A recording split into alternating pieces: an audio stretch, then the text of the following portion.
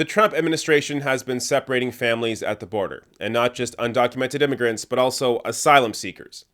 Now, we can debate the legality of this. We can debate the history of this. Yes, a version of this existed under Obama and Bush. But ultimately, the problem here is that it has gotten much, much, much worse than it's ever been before, and it's immoral. Now, there are people out there in the news that are on television that are able to empathize, that are able to put themselves in a position that they themselves are not personally in, but they can feel for people who are in that situation and how terrible that situation is. So I'm going to show you two clips here of one person who gets it and one person who doesn't. So first up, the person that gets it, that feels for this, is Rachel Maddow. Watch. The AP has just broken some new news. This has just come out from the Associated Press. This is incredible. Trump administration officials have been sending babies and other young children. Oh, hold on.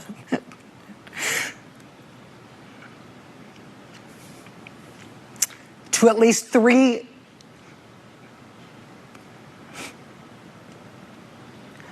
Can we put up the graphic of this? Thank you. Do we have it? No. 3 tender age shelters in South Texas. Lawyers and medical providers. Just, I think I'm going to have to hand this off. Yeah. Sorry. That does it for us tonight. We'll see you again tomorrow. Now it is time for The Last Word with Lawrence O'Donnell, where he is live in Brownsville, Texas. Thank you very much, Rachel. We just got word of that. So here's somebody who gets it, who has empathy, who actually feels. Now, look, you may not agree with everything Rachel Maddow has said or done. I know I don't. But this is a person that actually has empathy for other people. And while I feel like her coverage since Trump has won hasn't been as good, she used to focus on a lot more issues rather than just focusing on the Russia investigation. But when she does get to issues like this, does talk about these kids who are being separated from their families, it shows you that here is why she was such a good journalist and still can be such a good journalist, because she does have empathy. She does feel for people. So before I get to the comparison of the other video of a different person, someone who doesn't have empathy, let me just finish the story that she was trying to read out here. So this is what she was talking about. AP News break. At least 3 shelters set up for child migrants. The Trump administration has set up at least 3 tender age shelters to lock up babies and other young children who have been forcibly separated from their parents at the U.S.-Mexico border, the Associated Press has learned. Doctors and lawyers who have visited the shelters in South Texas' Rio Grande Valley said the facilities were fine, clean, and safe, but the children, who have no idea where their parents are, were hysterical, crying and acting out. Many of them are under age 5, and some are so young they've not yet learned to talk. Now, so this story is clearly disturbing. Now, I want to point something out. Rachel Maddow doesn't have kids, but somebody that does have kids is Corey Lewandowski. Yet, Corey Lewandowski's response to this is a lot different. I mean, look, I read today about a 10-year-old girl with Down syndrome who was taken from her mother and put in a cage. I read about did you say want to a 10-year-old with Down syndrome being taken from her mother? Pick anything you want out, but the bottom line is very clear. How dare you? When you cross the border illegally, you have given up the rights of this country. Being taken from their mothers. All right. What you just saw there was a sociopath. Here's somebody who apparently has 4 kids, yet at the thought of somebody with Down syndrome, a child with Down syndrome being taken from their parent at the border, he goes womp womp. Like, what's the big deal? Like, stop crying about it. I don't understand people like this because I can't relate. Now, the only thing I could possibly think here is maybe he separates his morality from work, but I tend to think that he has no moral center whatsoever. But if he does, then I guess he's able to not think about it when he's at work.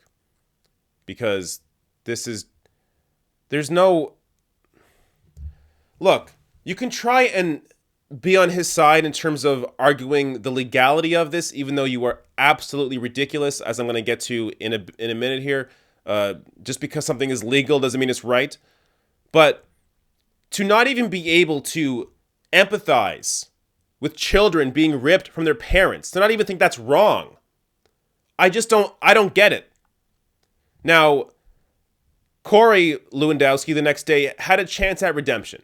He got to go on Fox News again and defend his statement, his womp womp statement the day prior. Here's what he said. You made a comment last night that's gotten a lot of attention in the media. Would you like to address that right now? Well, I'd love to address it because my comment was specifically about Zach trying to politicize the use of children as a political football in this discussion, because the law is very clear. When parents commit crimes by coming into this country, regardless of who their children are, they are separated because we are a nation of laws from their families. Anger in your voice, Corey, because the mainstream media has been so outrageous about this. They didn't discuss this during the Obama administration. The bottom line is that there's children caught up in this and feelings. Well, I understand. So change the laws. But hold on a second. There are some who say that the president can change this with the stroke of his pen. You just heard Chuck Schumer say it. The president has said that he can't do this unilaterally. So Corey Lewandowski came on the next day and just made it worse. Continues showing that he is, in fact, a sociopath, that he doesn't care about kids being ripped from their parents at the border, that he isn't able to empathize in any way whatsoever, despite the fact that he himself has 4 kids. Unbelievable. Now, just because he spoke a lot of bullshit there, let me just dispel some of these myths here. So, here's one of the quotes. Trump can't change this with the stroke of his pen. Well, as of recording this, Donald Trump pledges to end family separations by executive order. So, he can, in fact, end this with a stroke of his pen, and he appears to be doing that. So there you go. Here's the next lie. Mainstream media didn't talk about this during the Obama administration. Okay. Let me first try and break down the differences here, because there are a lot of differences. So, the White House added a zero-tolerance policy in May. This White House, the Trump White House, just added a zero-tolerance policy in May, which resulted in more than 2,300 children being taken from their parents at the U.S.-Mexico border. Okay, under Obama, families were detained together. Now, yes, there were rare cases of incidents where kids were separated from their parents at the border, but that was because of suspected trafficking, or they didn't think the adults were the actual parents of the kids. So in those rare cases, yes, they were separated. But believe me, if there were 2,300 children being taken from their parents in the span of a month, we would have heard about it. And it's not just, the mainstream media.